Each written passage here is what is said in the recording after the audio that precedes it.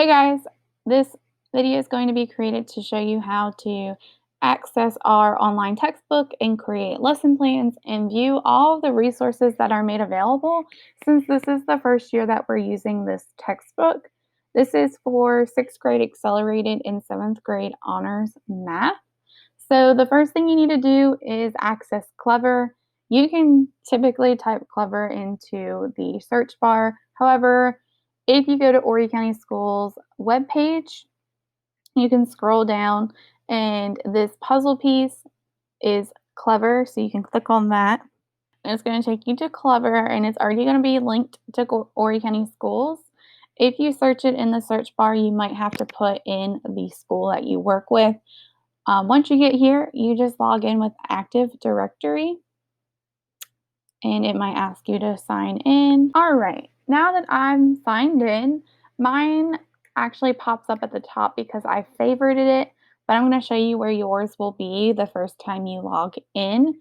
So if you scroll down to online learning, there are some that you might think is the online textbook, but it's actually not. My HMH is not the actual online textbook. The one you are going to look for is Ed, Your Friend in Learning. It has a purple background with a yellow smiley face. Once you click on that, it will take you to your online textbook. Okay, now that we've landed in our dashboard, we can look at all the tools that are here for us to view. I have 3 different honors classes, and you can view that up at the top where it says Math 7 Honors. All of your classes should already be programmed into here, and all of your students will show up depending on what class you're in. And if you click on one of the others, it will change to that roster. So that is how you change the class that you're viewing. This is just your dashboard. So as of right now, there's no assignments that are due today for the students. There's no assignments that need to be graded because some assignments will ask the students to input like short answers, and you might have to manually grade it instead of it grading it for you. And then there's no overdue assignments either. Now, in order to view the current assignments that students have, you would click on My Class up at the top. And once I click on that, I can see the assignments that I have assigned to my students. And as of right now, I do have 14 assigned, but not all of them have began, obviously. But I love this feature because it tells me when the due date is. So I have 3 days before the due date.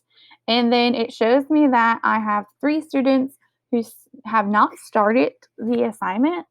I also have 7 students who are in the process of completing it, or they have at least began the assignment, and that I have 11 completed assignments from students. You can obviously assign more than one assignment at a time. And as you can see, I have assigned tasks for them. I've also assigned the on your own, and I've also assigned check your understanding. So we'll get into that a little bit further in. But this is just the assignments overview. Okay, if you click on data and reports, this feature is awesome too because it shows you the assessment proficiency. So I have a total of 21 students in this class. I have 5 of them that have completed a short little check your understanding as a grade, and it's like a mini assessment. And some of the kids scored 0 to 64%. So I have 5 kids that scored that. I have 2 students who scored 65 to a 79%. And then I have 11 students that scored between an 80 and 100. Also, it shows me that I have 3 students who have not attempted the assignment. Okay, now that we have looked at the assignments, there is a way that you can actually create a full lesson plan for the week on here. And the best thing is that you can share it with other teachers in your school or even that work in the district. So as you can see, I already have 2 lesson plans in here. If you take a look at the first one, this is from September 21st to September 25th. So this is when we were first starting out with transformations. And these are all the resources that I thought I would possibly use for the week, and I added them to my lesson plan. After this, I will show you how to go about doing this, um, but it's really simple. So these are all of the resources that I added for that week. If you go to share, you can type in the teacher's name that you would like to share it with. So the other person that works in my school that teaches um, honors is Miss Caraway. So I would click on her and I would share it with her and hit share. And then it notifies them that you shared it with them. And if I was her, in order to access it, she would have to go to the shared with me folder here, and then it would pop up. So I'm going to show you how to create a lesson plan now. So the first thing I need to do is hit the blue plus sign up here where it says create plan. And then I'm going to name this plan. So I'm going to do it for the week of October 5th, 2020 to October 9th, 2020. And then I hit save and continue. So now I can add the resources. There's two different ways you can go about doing this. You can obviously click right here to view resources, or you can go up to the top toolbar and hit discover. So it will take you to the same place. It doesn't matter which one you hit. For next week, need to look at Module 1 as we are finishing that up. So I'm going to go ahead and click on Module 1 over here. If I scroll down even further, I can see all of the lessons that are involved in Module 1.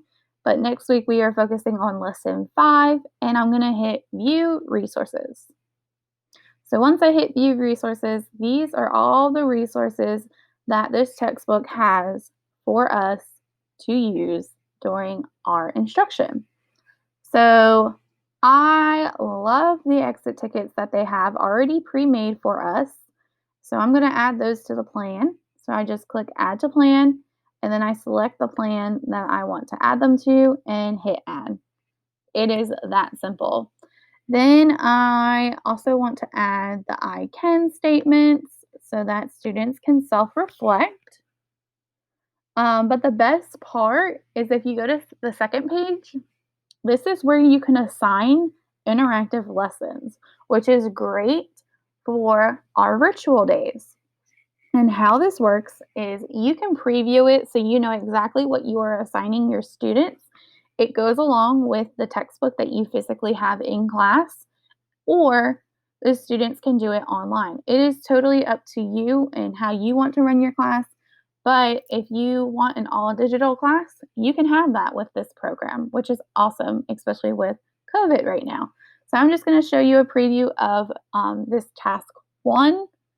So in this task 1, it is the first thing we're going to talk about for this concept. So we're going to start by building the understanding of congruent figures. And so it has your first problem in here. It has examples. It has parts where students have to actually answer it. And what I love the most is that students can answer this and check it on their own without you having to go over there and check it for them.